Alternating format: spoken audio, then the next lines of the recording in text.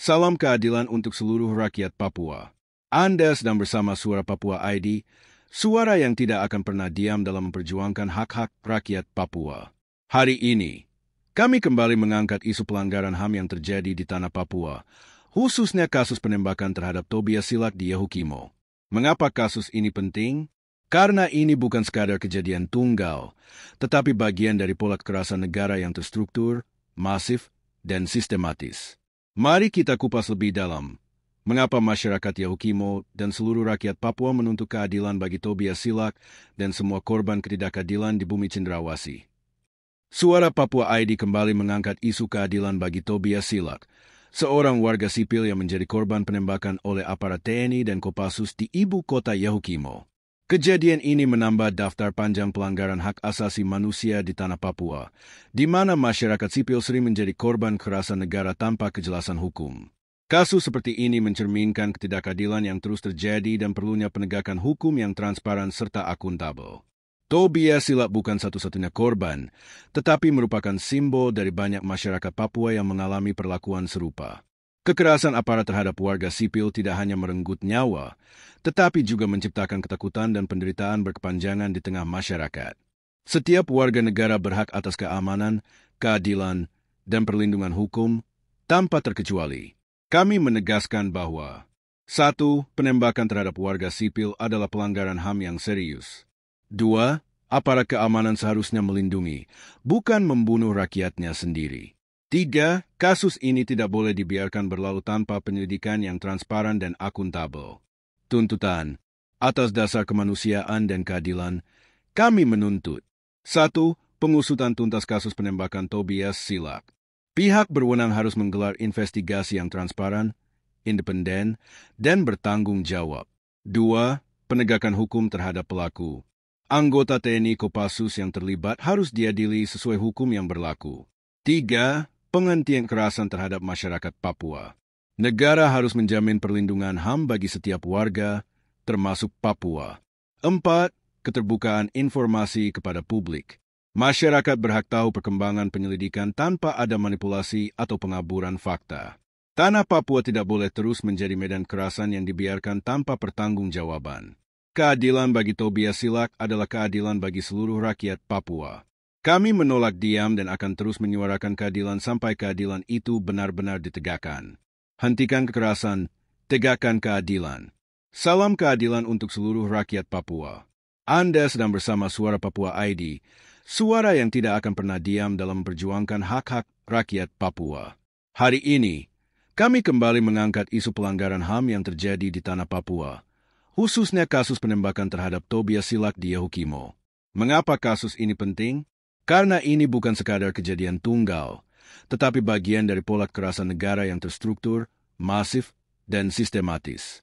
Mari kita kupas lebih dalam.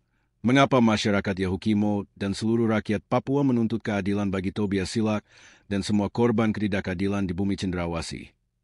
7 alasan mengapa masyarakat Yahukimo dan seluruh orang Papua meminta keadilan bagi Tobias Silak. Karena pelanggaran HAM di Papua terjadi secara terstruktur, masif, dan sistematis. 1. Kekerasan aparat terhadap warga sipil Papua terjadi berulang kali. Kasus Tobias Silak bukan yang pertama.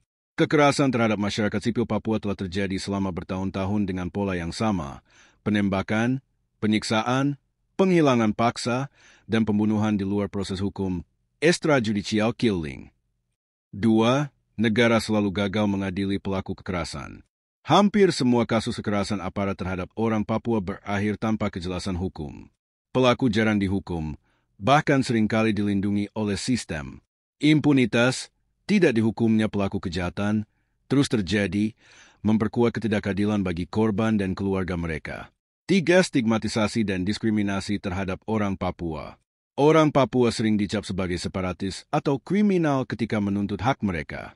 Rasisme dan diskriminasi struktural membuat kekerasan terhadap mereka dianggap wajar dan tidak pernah mendapat perhatian yang layak dari pemerintah pusat.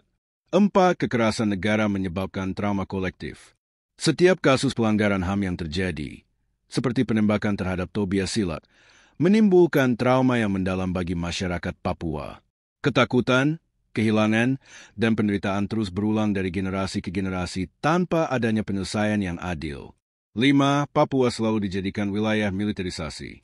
Kehadiran militer yang berlebihan di Papua membuat masyarakat hidup dalam tekanan dan ketakutan. Banyak daerah di Papua yang mengalami operasi militer berulang kali, menyebabkan masyarakat kehilangan rasa aman di tanah mereka sendiri. 6. Hak asasi orang Papua tidak dihormati. Hak untuk hidup, hak atas keamanan, dan hak untuk diperlakukan dengan adil seringkali diabaikan oleh negara. Kasus Tobias Silat menunjukkan bagaimana negara gagal melindungi rakyatnya sendiri, terutama bagi orang asli Papua. 7. Tidak ada transparansi dan akuntabilitas dalam kasus pelanggaran HAM. Ketika kasus pelanggaran HAM terjadi di Papua, pemerintah dan aparat seringkali menutupinya atau memberikan informasi yang tidak jelas. Tidak ada investigasi independen, tidak ada transparansi, dan tidak ada kejelasan bagi keluarga korban. Kesimpulan, kasus Tobias Silat adalah bagian dari pola pelanggaran HAM yang terjadi secara terstruktur, masif, dan sistematis di Papua.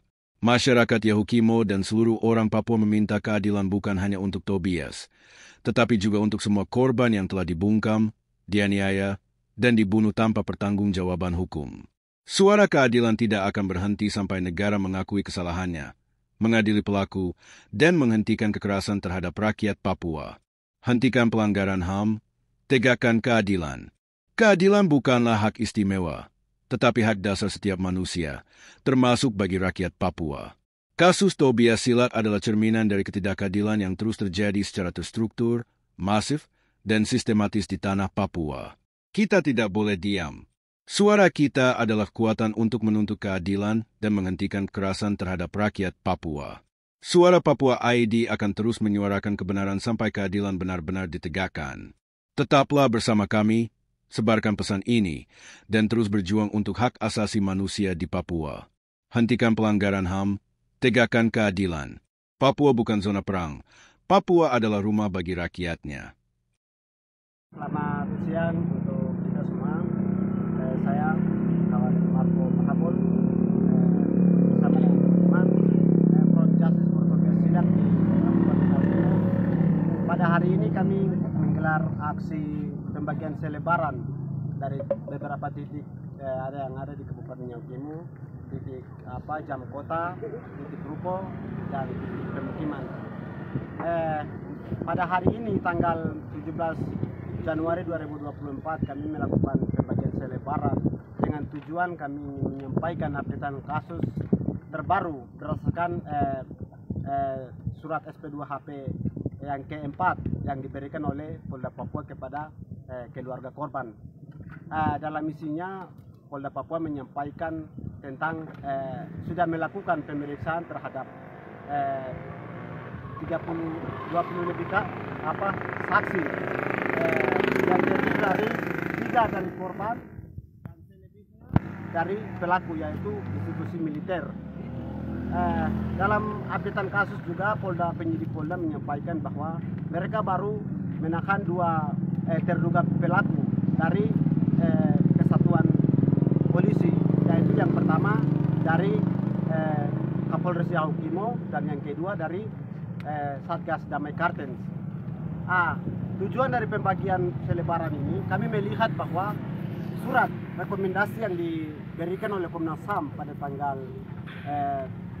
pada Desember bahwa Komnas HAM menyampaikan pertama terduga pelaku ada 4, itu terdiri dari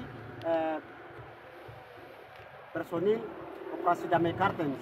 Namun tim penyidik baru menentukan hanya 2, yang artinya belum ada 2 lagi yang ditetapkan. Dan dalam pembagian selebaran ini kami ingin menyampaikan kepada masyarakat Yahukimo 12 suku besar serta non-OAP yang berdomisili di Kabupaten Yahukimo bahwa terus kawal kasus ini dan juga mendorong dan mendesak kepada Polda Papua untuk segera menetapkan 2 orang yang tersisa dari Komnas HAM untuk menetapkan sebagai pelaku. Dan juga kami juga mendesak kepada tim penyidik untuk kemudian menetapkan kasus ini sebagai kasus pelanggaran pembunuhan berencana berdasarkan Undang-Undang KUHP nomor 340. Kami juga mendesak mendesak kepada Komnas HAM juga tim penyidik Polda untuk kemudian melakukan investigasi. Menurut paham kami adalah pembunuhan yang dilakukan oleh Damai Kartens terhadap Tobias Sila merupakan pembunuhan secara masif dan terstruktur dan terkomando, sehingga seluruh jajaran mulai dari Kapolres, Dandim dan juga institusi yang ada di Kabupaten Yaukimo harus dipecat dan diadili. Itu tujuan kami membagikan selebaran pada siang hari ini.